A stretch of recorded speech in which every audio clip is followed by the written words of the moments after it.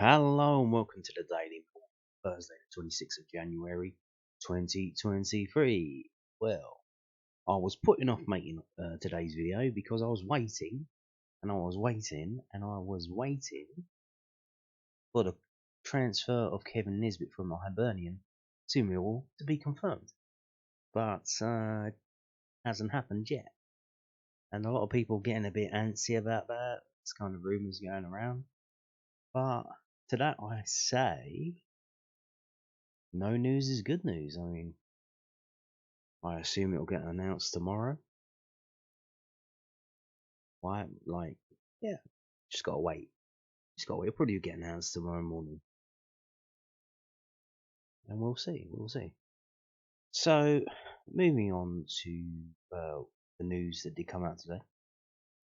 So we've got this from the Daily Record, and they're talking about a former Mill player, Paul Hartley. Remember him exactly? Um, recommending Millwall to Kevin Nisbet. So, like I said, this is from dailyrecord.co.uk, a national Scottish newspaper. Kevin Nisbet should take Mill transfer chances. Paul Hartley maps Hibs Stars' path to the Premier League.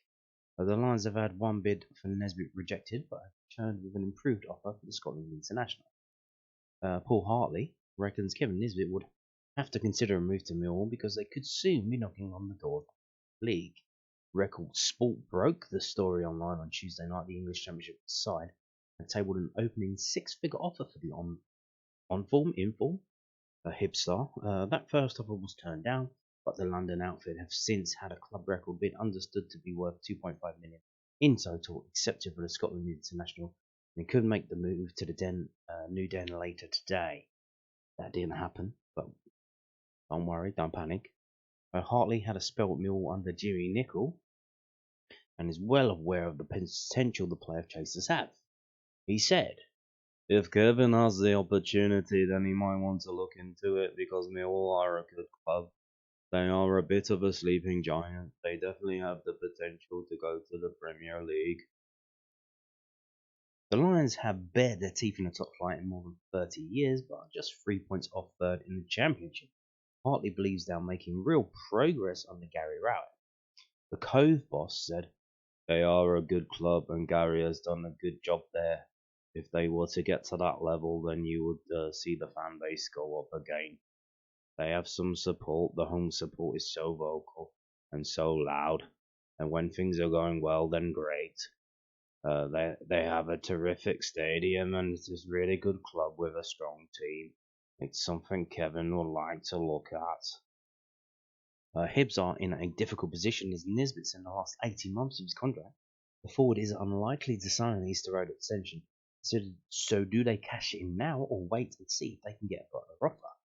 They also have to weigh up, could Nisbet's goals between now and the summer be worth more than a selling fee? Hibs manager Lee Johnson also doesn't want to be left in the same situation next January, like they are with Ryan Porteous, who is now going into the final 5 months of his contract and could leave in the summer for nothing.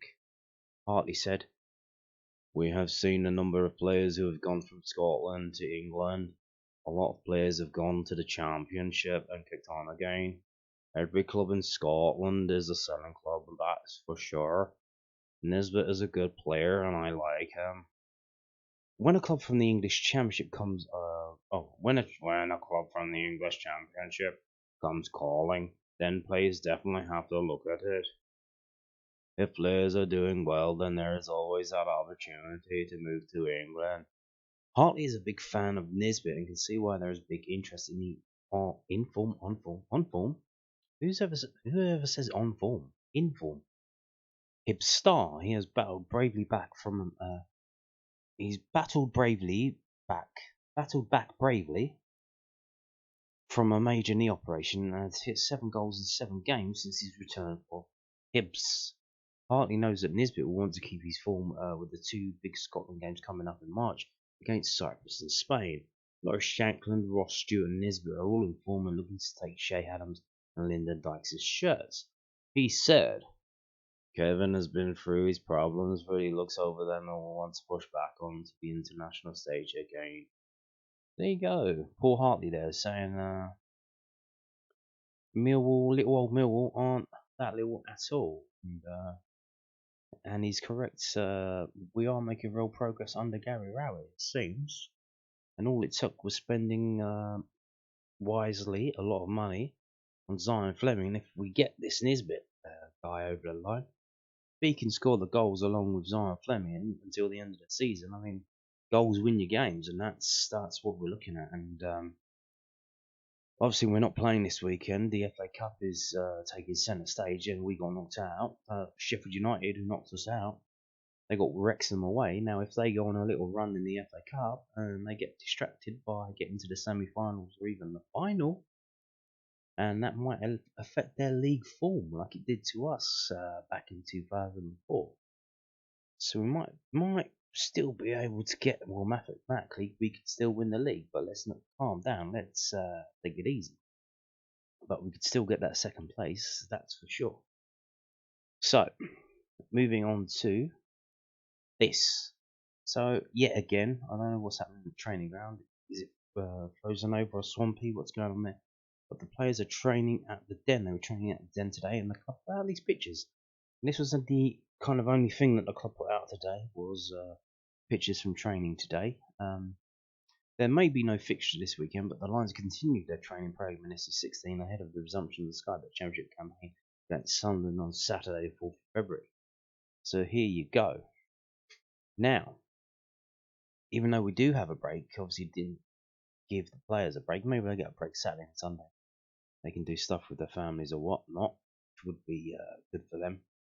But let's see, can we see Kevin Nisbet in the background? Who can we see? Fleming, Cresswell, George Evans, Styles there, Danny McNamara, Scott Malone, Bogle Sama, Gary Rowett there, looking like yes, exactly.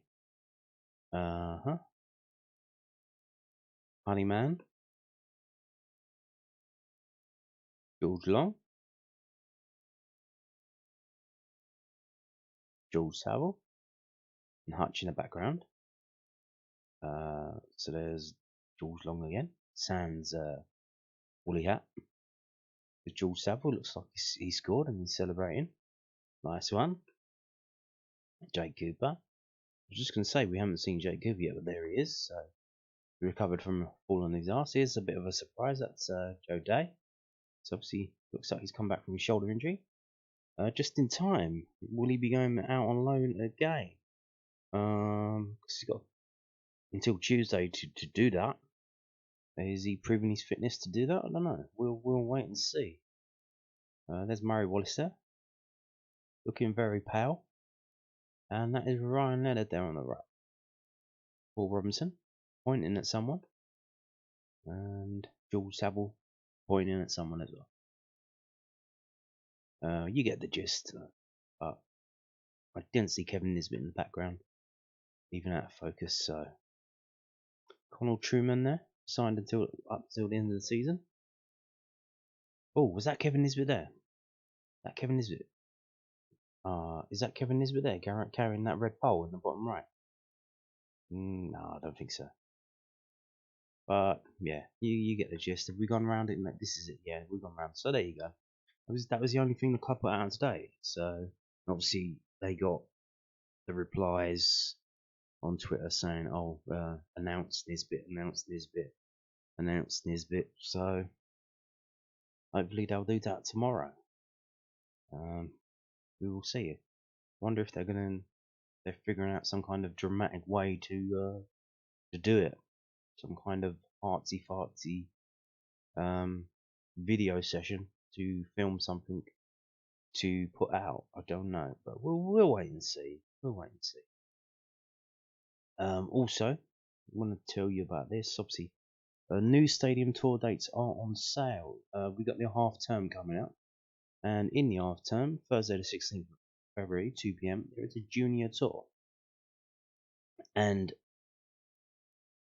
with the Burnley match being postponed and then rearranged Tuesday the 21st of February, they've obviously added a pre-match tour to that. So that kicks off at 3 p.m. So there you go. If you want to interested in any of them, here's the prices and whatnot. And if you want to buy that, you just go to milltickets.com. You can go to that phone number, or you can just go rock up in Millwall ticket office and do it then. So there you go. Junior tours only £10, £10 for adults and £5 for under 16. So that's not bad. So there you go. Moving on now to this from the southwarknews.co.uk. Mill expect on-loan defenders to stay for the season. Charlie Cresswell has been linked to a number of the Lions' championship rivals in the last few weeks. Gary Rowett is determined to keep Charlie Cresswell at Millwall amid rumours it could be recalled by parent club Leeds United. Cresswell, 20, has struggled to secure a spot in the starting lineup since joining the Lions on loan over the summer, despite scoring a brace on his debut against Stoke City. Fell out of favour early in the campaign with the Lions' shift from a back five to a 4-2-3-1 formation, making it even harder for him to be involved.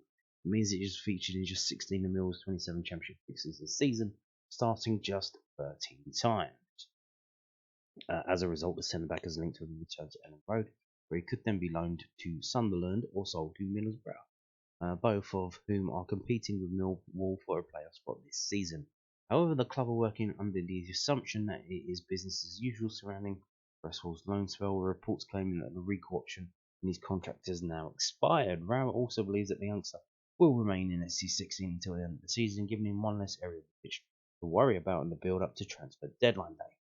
For us, it's exactly that, he told Music then. We signed him because we believe that he's a young player with fabulous potential. He's shown that in the first half of the season. He's played in probably half of our games.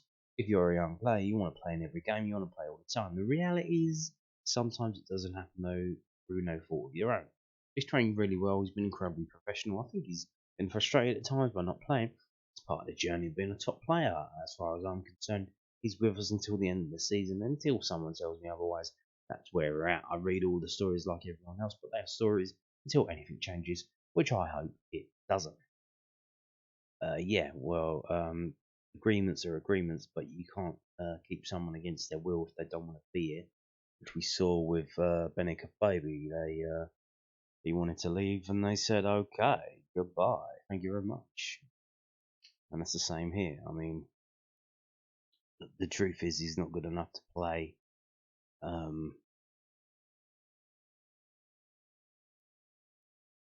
He's not good enough to play in a back two. He's got too many mistakes in him. You think maybe he could play it right back, but then we've got Ryan Leonard.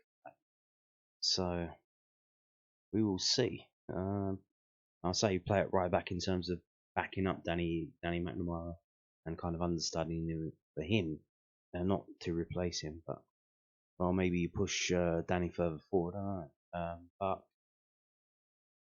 we will see. So just because Rowett expects him to stay for the season doesn't mean it's going to happen. But hey ho, they keep threatening to recall him. So, and apparently Middlesbrough are trying to buy him. So if it happens, it happens. If it doesn't, it doesn't.